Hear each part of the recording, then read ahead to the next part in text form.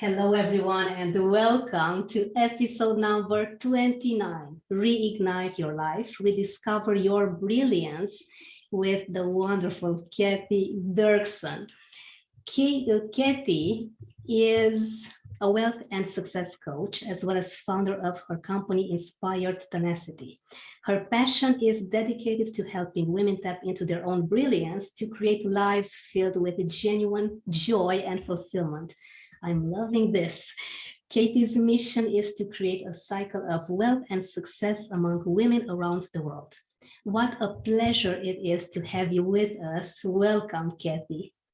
Well, thank you very much for having me. I'm excited to be here. Thank you. Cathy, can you please share with us, how did your journey around wellness and wealth begin in helping women rediscover their brilliance? What is your story? Oh, my story really starts over 10 years ago, close to 15 years ago. And at that time, my kids were young teenagers. I was in a marriage that was quite toxic, but just sort of going through the motions in that reality and not really acknowledging it or realizing that things needed to change. So it really wasn't until we were in a serious car accident. And luckily my family was fine, but another fellow that was involved in the accident actually passed away at the scene. And it was really one of those shocking, traumatic events in life that really got me realizing, really re-looking at my own life and thinking, okay, what's going on here? Is this what life is supposed to be? And so I just really realized that there was, again, toxic family life with an abusive husband, toxic work environment that was extremely stressful, and just realized that this is not what life is supposed to be about. And that's when I started on this journey of, okay, what do I really want and what should this look like? And again, with two teenagers that were both, dealing with this toxic environment in their own way, good and bad and quiet, and, just clearly struggling with the situation, I recognized that it was up to me to really make that change in their life.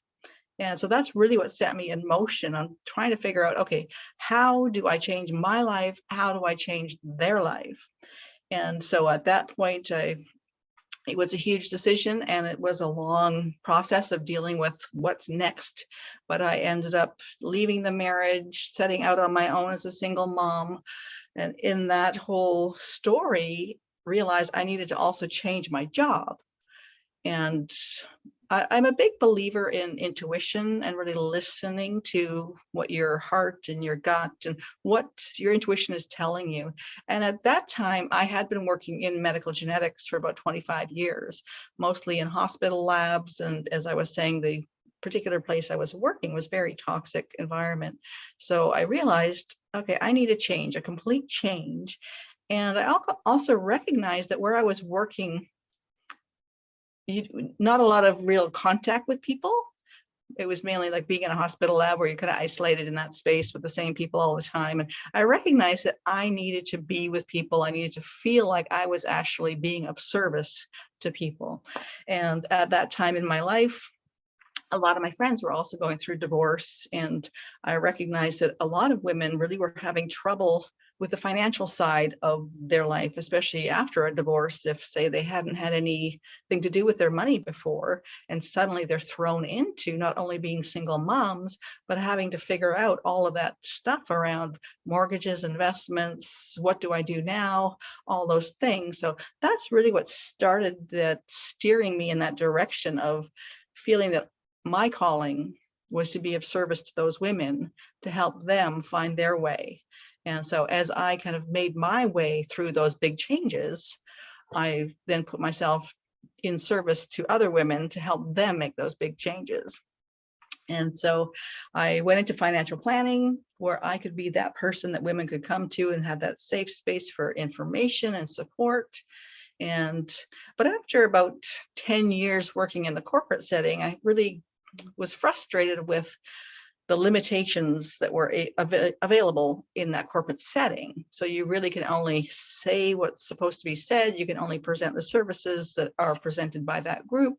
And I really felt that there was so much more to both financial success and other kinds of success that I wasn't able to support women with in that setting. So that really was one of the big pushes for me in the last couple of years, to decide to leave that whole world of corporate life, having a job, and set out on my own, where now I can create the programs. I can see where I see women need help and support in these different ways they're trying to, improve their own lives in the direction they want to go. But I can really fine tune the support that I bring to help each individual make that success path. So it's been really exciting. It's been, touching into the fear and the stress and the overwhelm and the uncertainty and all those things of making those huge life changes, the divorce, the first career change, second career change, carrying on from there. And yeah, it's been a roller coaster. It's been fun. I've been loving and really enjoying being able to do my own thing now. But yeah, no, there are many stories and many journeys that were part of that.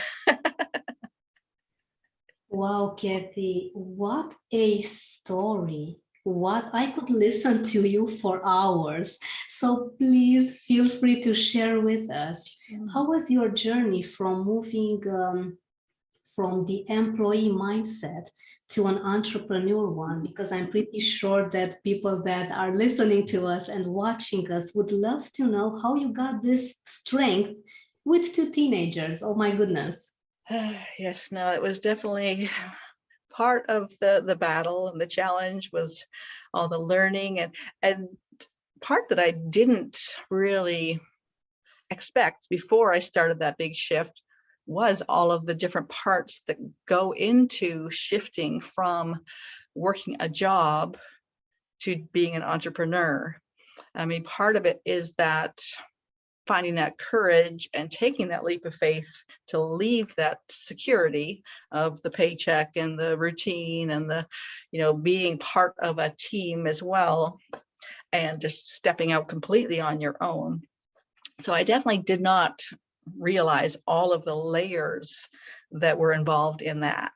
And so there's definitely been a huge learning curve.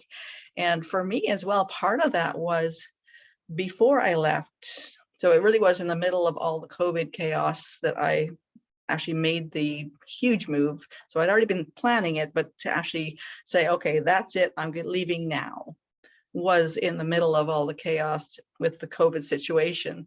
And so before I left, my work environment, while many people around the world had been put into kind of a quiet time of isolation and all these different shutdowns around the world. So for many people, those many months were a very quiet time, a very alone time, where in my job, it was the opposite.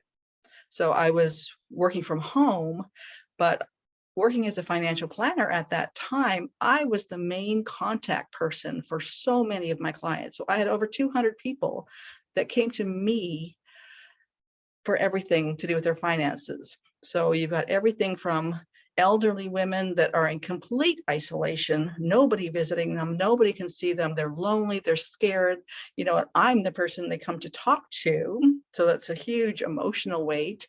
And also back at that point, the stock markets were crashing, everybody was scared, nobody knew what was going on. Here in Canada, we had all kinds of different mortgage rescue situations going on, where all kinds of programs were coming in place to help people do different things. So while everybody else was in this quiet shutdown period, my job was like working double and triple time and carrying the emotional weight of all these people that were coming to me, and they're scared and they're overwhelmed and they don't know what's next, and trying to be that support for those people and my family and myself. So by the time I left my job, I was burnt out. I was so frazzled that I just, looking back at it now, I should have just taken a break. I should have just stopped everything, given myself time to actually breathe and recover and but I didn't. I felt, okay, I'm just going to jump from that to that and go, go, go, go, go. And so I didn't really give myself that space. So definitely the first few months I spent, again, just being burnt out. So if I was to give anyone advice who is doing that shift from going from an employment situation to an entrepreneurial situation, make sure you do give yourself some space and do that self-care, that as you step into that entrepreneurial world, that you have a clear head, that you are feeling energized and inspired, and that you're actually rolling with what you're doing, not just overwhelmed by everything coming at you. So that's definitely a huge part that I would advise. Wow, Cathy, you have mentioned some amazing things right now, and I have so many questions that I want to ask you. This is beautiful. Thank you so much for mentioning this, because how many of us have dealt with burning out completely, and then when we are completely at zero, somehow we kind of go even below zero. And I'm also talking Oh, yes. about myself, how my journey with entrepreneurship was. Can you please tell us, Cathy, how to avoid being overwhelmed, and what does this interior wellness, how is this self-care the best thing that people should focus on, especially when transitioning to the entrepreneurial world? Well, I think a huge part of it, and I think it is a learning process as well that many of us have to go through, is when you first start as an entrepreneur, you really are bombarded by information and programs to take and things you should do and different kinds of advice and information. And so it's so easy to get caught up in that overwhelm and really getting nothing done because you're trying to do too many things all at the same time. And so really one of the things we have to learn first is to be able to say no, to be able to say, no, I'm going to focus on this part. I see those things, I hear what you're saying, but I need to just focus on these small parts right now and not get overwhelmed by all the different things.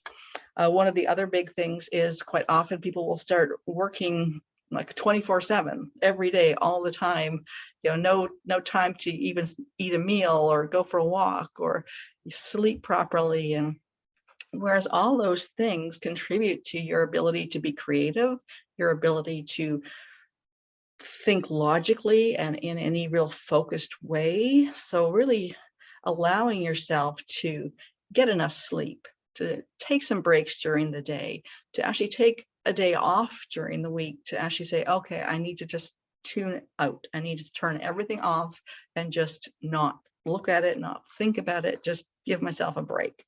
So all those things that just seem so simple, they don't cost anything to do. They don't, just take the break, get some sleep, eat properly, actually do, because a lot of people, that's the other thing, that they'll just keep working and working, and they'll maybe eat some chips along the way or drink a beer here and there, but not really have a meal, right? So those little simple things about just looking after ourselves and letting ourselves get some rest in the middle of all the other stuff is so important. Thank you for mentioning this. Now, our fearless friends, you know what to do. Listen to your body, because if Cathy, that has been burned out and had 200 people plus coming to her for all sorts of advice and support, has given you this advice, and she had hardship with this at the beginning, you need to make sure to tap into your own needs first. You cannot give from an empty bag. This is one of my favorite sayings. I sometimes don't do this since I feel that I should be there for my baby girl, but then I remember after 5 minutes, what's there to give if I myself have not nurtured myself first? Thank you. Yes, and I think especially as parents, I think that's a huge thing. And that's one of my big focuses is on midlife women, So women that have been mothers for years and have dedicated their life to looking after everybody else for so long, and they've quite often actually lost track of who they are or what they like or what makes them happy. And so that's a huge part of where I focus, is on helping those midlife women to stop for a second and actually think about themselves and what they want and what would make them happy. And because many of us have spent so many years not thinking about ourselves. I remember one day when my kids were younger, actually thinking, I don't even remember what kind of food I like or what kind of music I would like to listen to if it was up to me. Like, it just kind of hit me one day. I thought, I have no idea. I can't even remember what I like.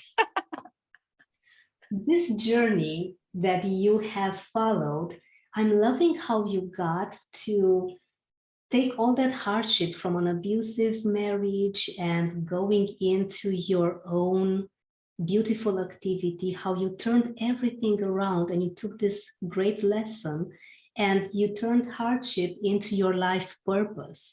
Can you please tell us what has inspired you and how did you manage to push through the fear of change, of the unknown, and especially with COVID? Oh my goodness, if people, as you say, were frozen during COVID, how did you get the inspiration and the strength to push through it all? That's a very good question.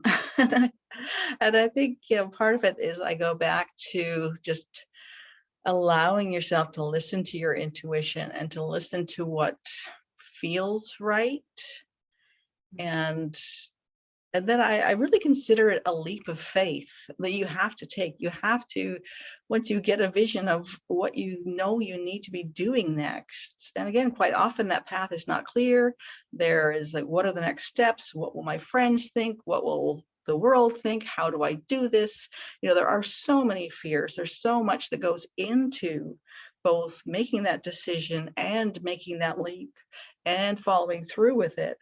And that's actually where the name of my company came from, that it hit me that inspiration and tenacity are like two key ingredients for making any kind of huge change in your life. So you need to have that inspiration that something has to change. This is the direction I have to go. But then you need that tenacity to just go and go and go. And even when you fall down and even when things get in the way, you still have to just keep going in the direction of what you're aiming for. And one of the things that a word is actually my word for this year is courage. And to me, courage is the other part of that. So you need the inspiration and the tenacity, but then you need that courage, because taking that leap of faith and actually just going in a completely different direction, connecting with a whole different community, doing things that you know that your, say, immediate family and friends are not going to support you on or won't understand what you're trying to do, that courage is such an enormous part of just taking it on and just go do it.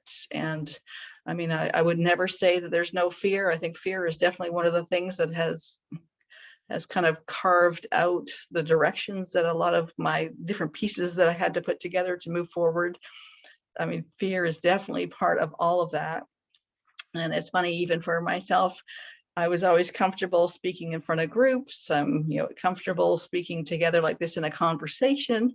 But for me, the uncomfortable part and where my fears come around are more if I do my own like live video on the internet, like live on Facebook or something like that. That's one of my big fears that I'm still working through and really, know that I need to face and just do it. And it's funny, we have these big fears. And usually what helps us get past them is just doing it, just pushing through. I mean, part of it is it shows yourself that, yes, I can do this. So maybe that fear was not real. And the other part is just recognizing, okay, keep taking that step, And one of the first books that I wrote, my title was actually Chin Up, Keep Moving. Because that was when I was originally going through the leaving my husband, becoming a single mom, setting out with two teenagers that were both struggling with their own stuff. And it was hard. It was like, the stories, I can go on forever about some of the stories, but that was my mantra at that time, was literally chin up, keep moving.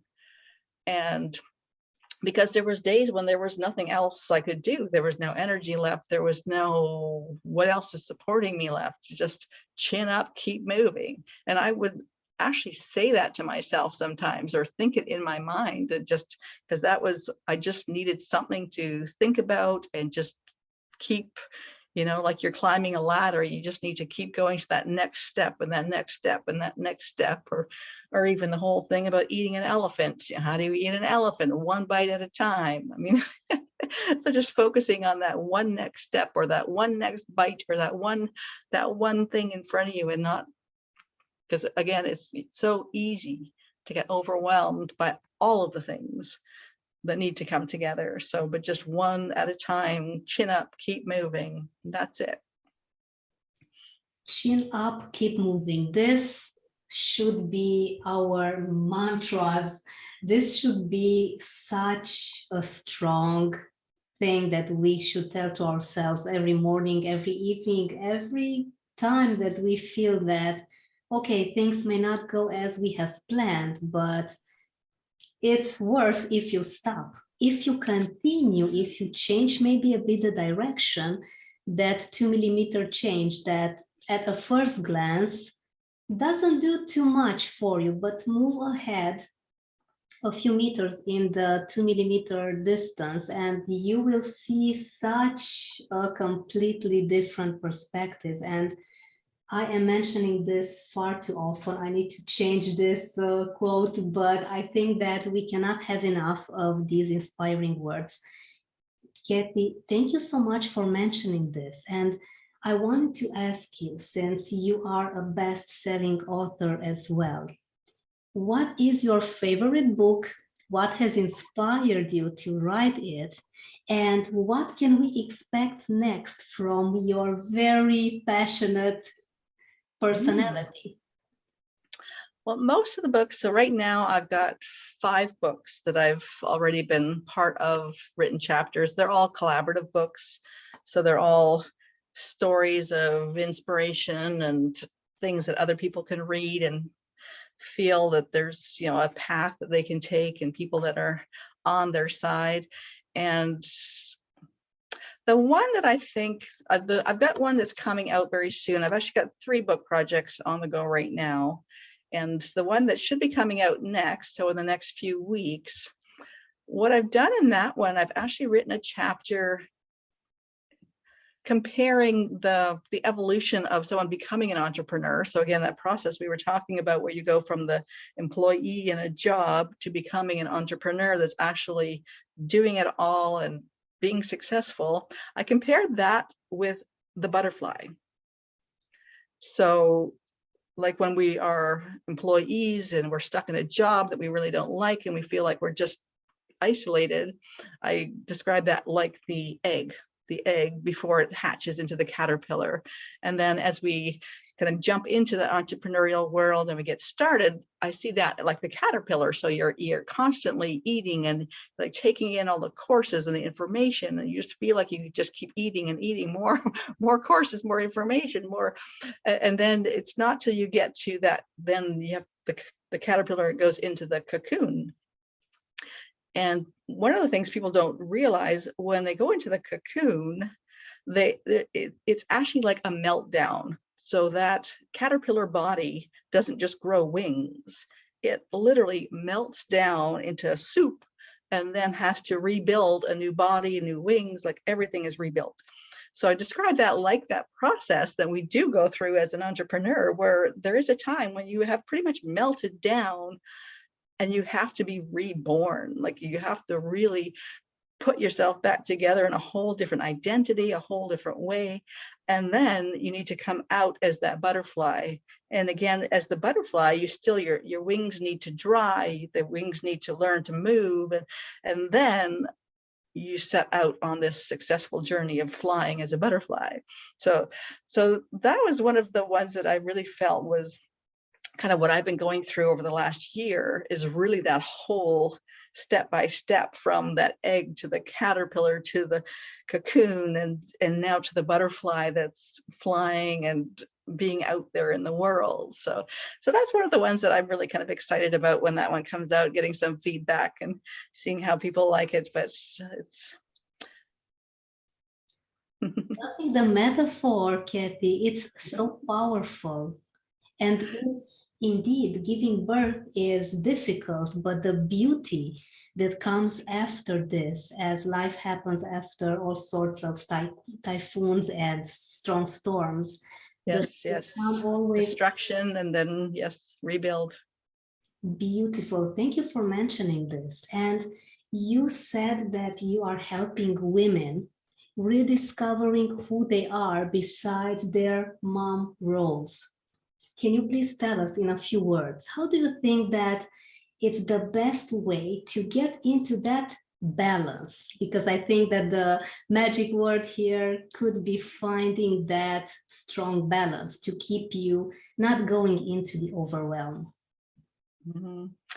Well, one of the big things is that I find that a lot of us, we don't give ourselves permission to actually think about ourselves. So the first step is definitely that we need to stop for a moment and acknowledge that we haven't been giving ourselves permission. We haven't been allowing ourselves to receive anything ourselves. So we're so used to giving that receiving is actually difficult for many of us.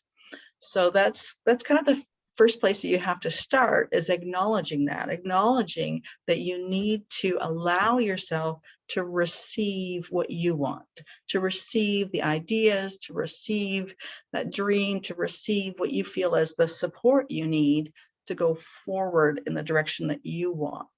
So that's really the first step. And then from there, you really need to be, I find that surrounding yourself with a community of people that are supportive is huge.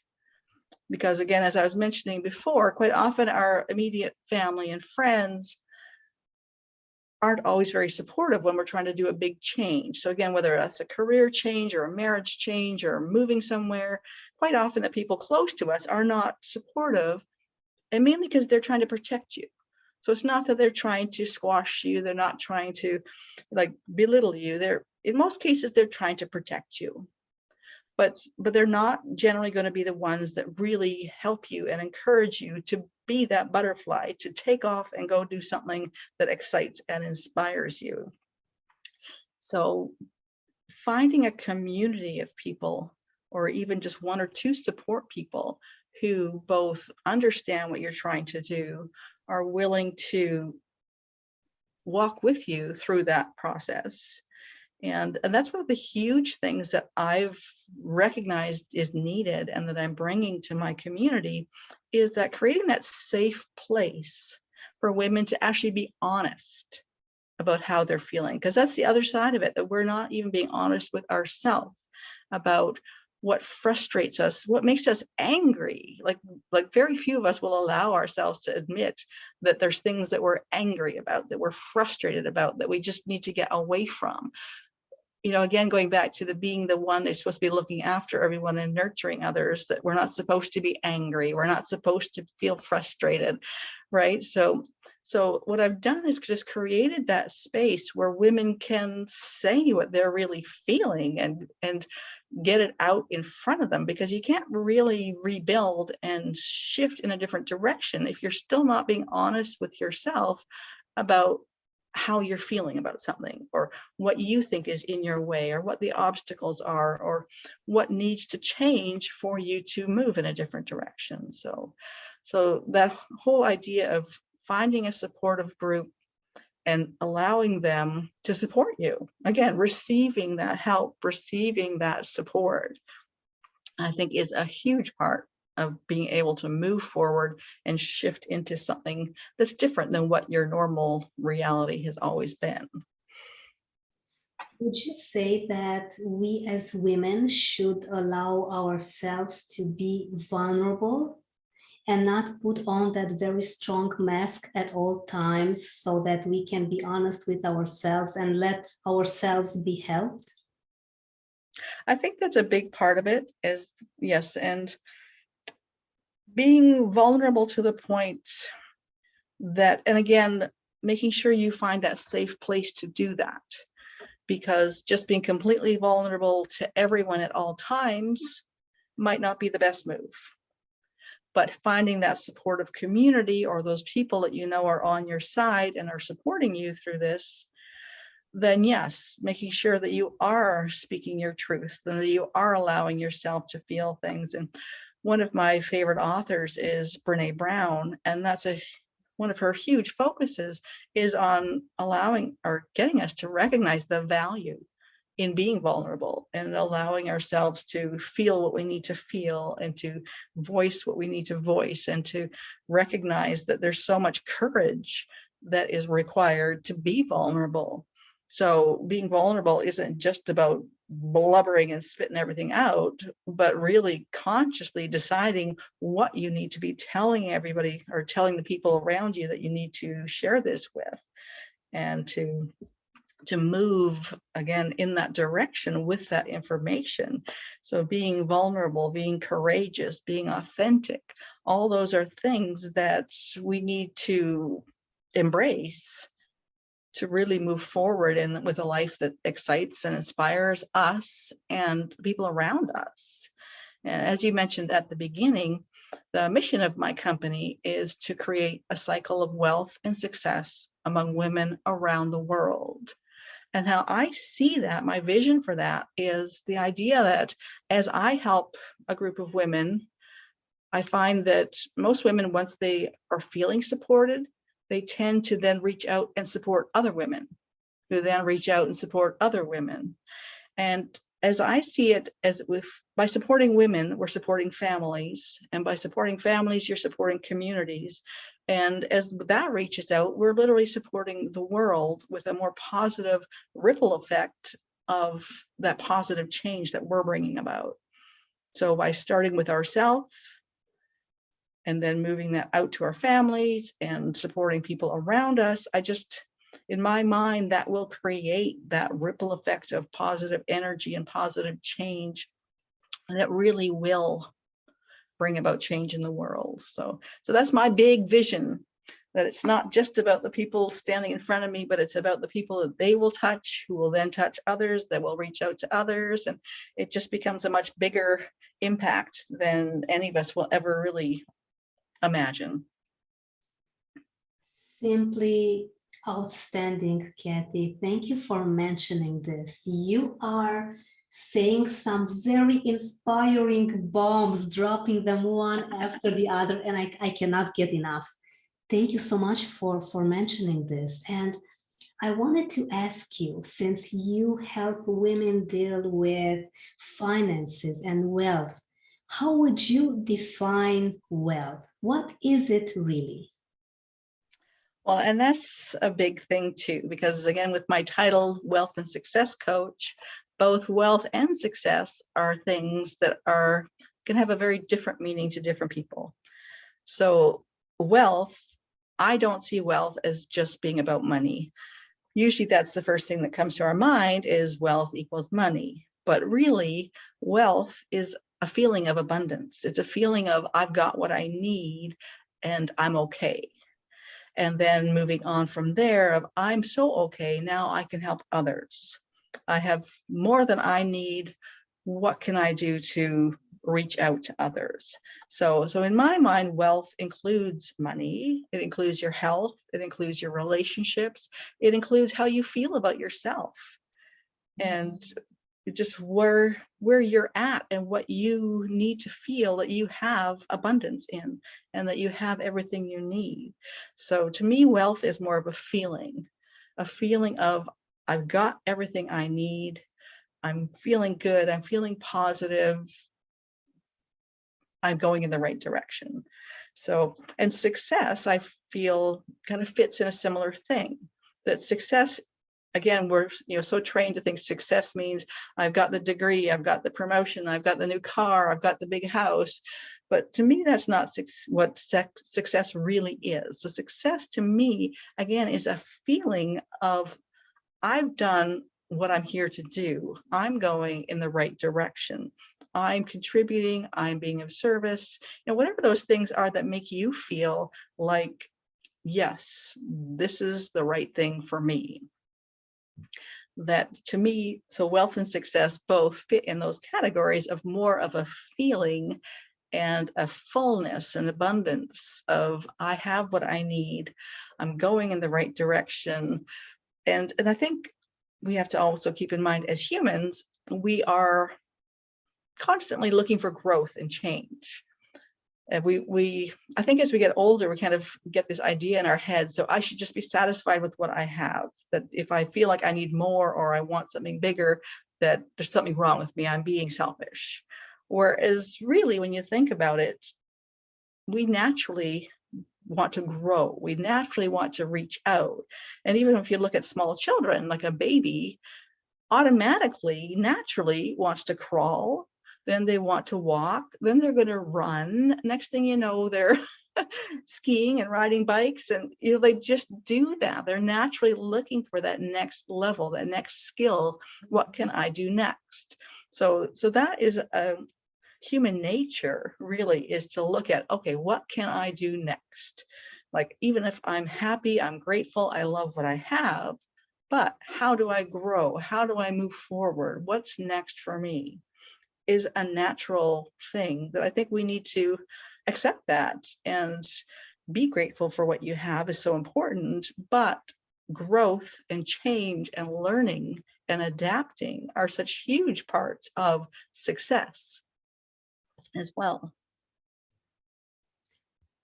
Wow, you got me thinking. I have some food for thought for the next week or so. Thank you for this. Can you please, Cathy, tell us, what would you advise a woman that is struggling in finding her life purpose?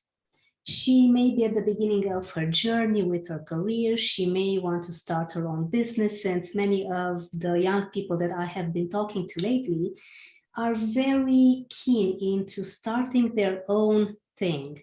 What would you advise this woman that's at the beginning of her journey to focus on first?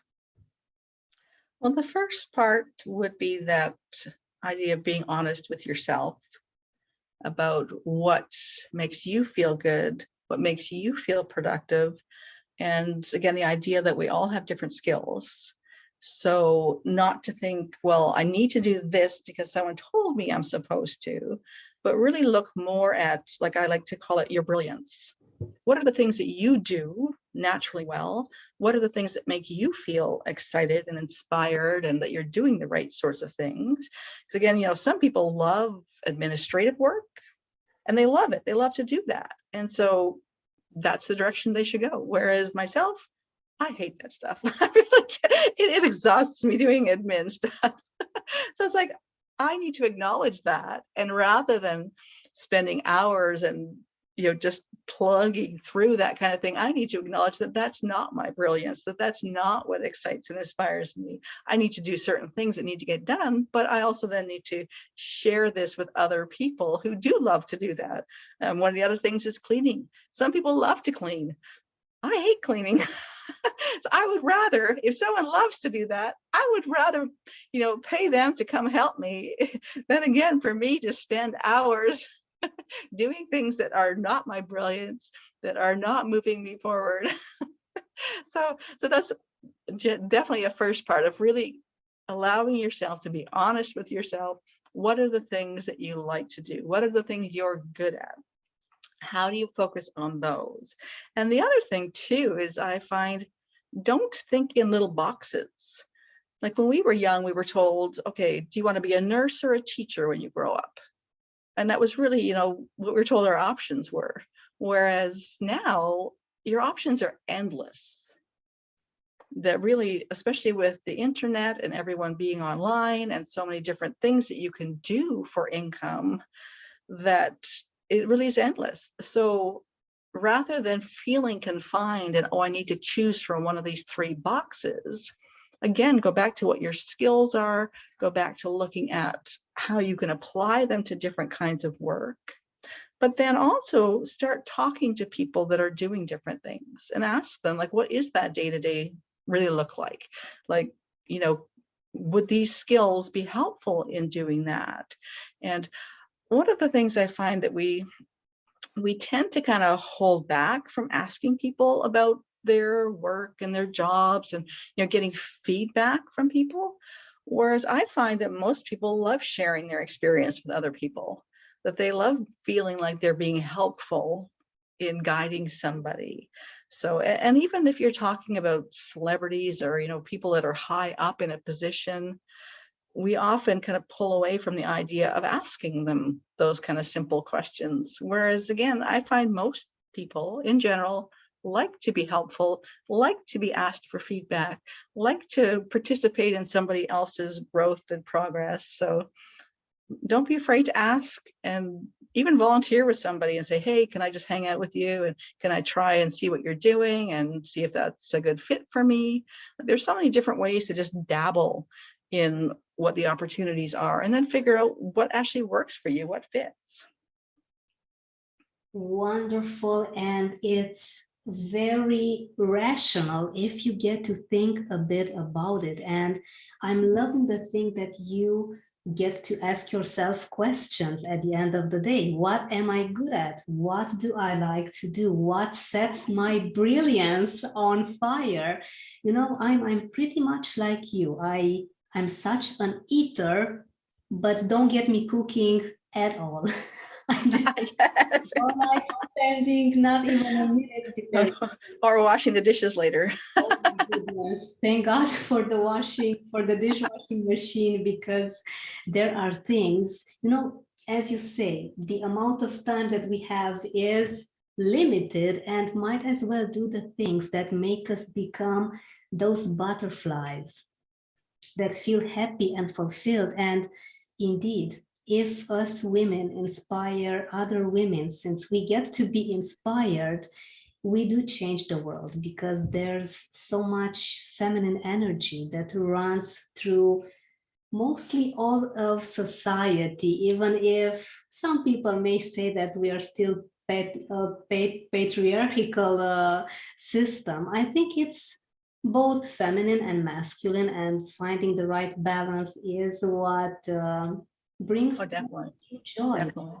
Yes. And Cathy, can you please tell us, how do you actually help people through your programs with your company, Inspired Tenacity? What do you do there exactly, and how can people get in touch with you? Because I'm pretty sure that our audience is already dying to get in contact with you. They are so curious to start working with you and to be inspired by you even more. Well, yeah, that'd be great to connect with people. My website is simple. It's just inspiredtenacity.com. And you can also connect with me on LinkedIn, is where I'm most active as far as social media goes. The ways that I work with people, I've got a few different things that I do, but the main thing is going through a series of steps. And again, beginning with that idea of allowing yourself to dream, allowing yourself to actually imagine what you want. And then from there, creating a roadmap of, okay, what are those next steps? How do we start shifting where you're at into that right direction? And then going from there, we move into kind of that ongoing support and accountability and fine tuning as we go on. So my programs are 1 month, 3 month, and 6 month programs, being that with that 1 month program, we're really just focused on that first part of, okay, what is it you really need to be moving towards? What are those first steps to get you started? I definitely recommend more of the 3 and 6 month programs, because anytime we make a big change in our life, it's not a 1 month thing. It's not a, hey, here's what you need, just go do it. We will always come up against challenges. We will always come up against things that we weren't expecting. And we naturally want to shift back into our comfort zone, to shift back into what we're familiar with, to shift just into our usual ways. So that's why I really focus on the 3 and 6 month programs, because then I'm able to really support people, not just in envisioning and writing down what's going to happen or what they need to do, but really support them in those next steps. And like we were speaking about earlier too, just creating that safe place for women to be honest about how it's going. Like, what are the challenges you're coming up against? What are the things that you need to, that you hadn't thought of that are coming up that you now need to address? Because again, nothing in life is a straight line. And that's kind of one of the things I've adapted as well, that, a lot of the traditional success type programs are very linear. You do this, do this, do this, and then you get here. Whereas life doesn't really work like that. Life is more like a web, all these different things intertwining and having an impact on each other. So it really is more about getting that vision of where you're going, starting in that direction, and constantly fine-tuning and adjusting and reworking. And maybe something will come up as like another idea. It's like, hey, this is where we're going, but if we tweak it over here a little bit, we're going there, and that's even a bigger dream. So there is a growth process, and there is a tweaking process, and so that's where I really love the accountability and the progress of my longer programs. So, but yes, and for the group that's here, I've got 1 hour free sessions, so we can just jump on Zoom together, go through again that kind of rehashing, where are you at, what do you really want, really getting that started. And so that's a 1 hour free session that you can, when you're on my website, or the links that we'll put here with the podcast, that just book that on my calendar. We'll get together and chat. And if you mentioned also that you saw this on the podcast, then I can also give you a $500 discount on my 3-month program.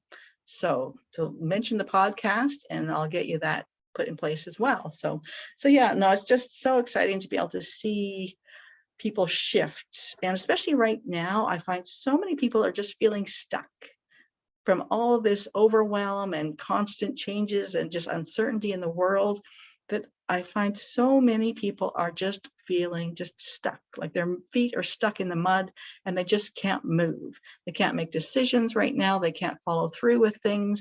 Even things that they used to do on a regular routine now have fallen away, whether it's their exercise or, other kinds of self-care things. So I find, especially right now, it's just so important for us to reach out, get the support of a different community of, people that we know are there specifically to help us get through those things and have that accountability and support moving forward. So yes, I welcome everyone to connect, and I would love to hear your stories and where you're at, and go on from there. Wow, Cathy, I appreciate your generosity. My fearless friends, get in touch with Cathy today. You are going to find all her links in the description of the podcast on Spotify and on YouTube. And really get yourself into understanding who you are, what's your purpose, how can you be unstuck and become this beautiful butterfly that Cathy is mentioning, which this metaphor, Cathy, I'm going to be keeping in mind for a very long time because it's so powerful and it's the natural way of things. You have given us such wonderful stories as food for thought, and I'm very honored and so grateful to have had you with us today. I appreciate your wisdom and energy. And before we go, can you please give us one last sentence of wisdom? Just any kind of wisdom, hey? All right. Well, I think I will leave you with a quote that I just love.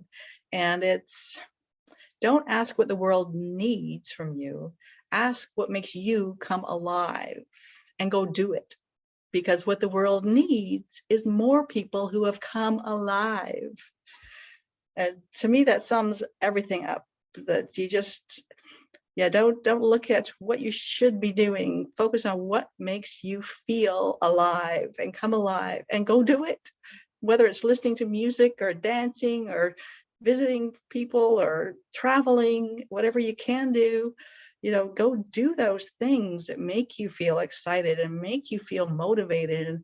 And you'd be shocked at how that will overflow into other things in your life that now feel better and feel more exciting because you're feeling more energized and more excited.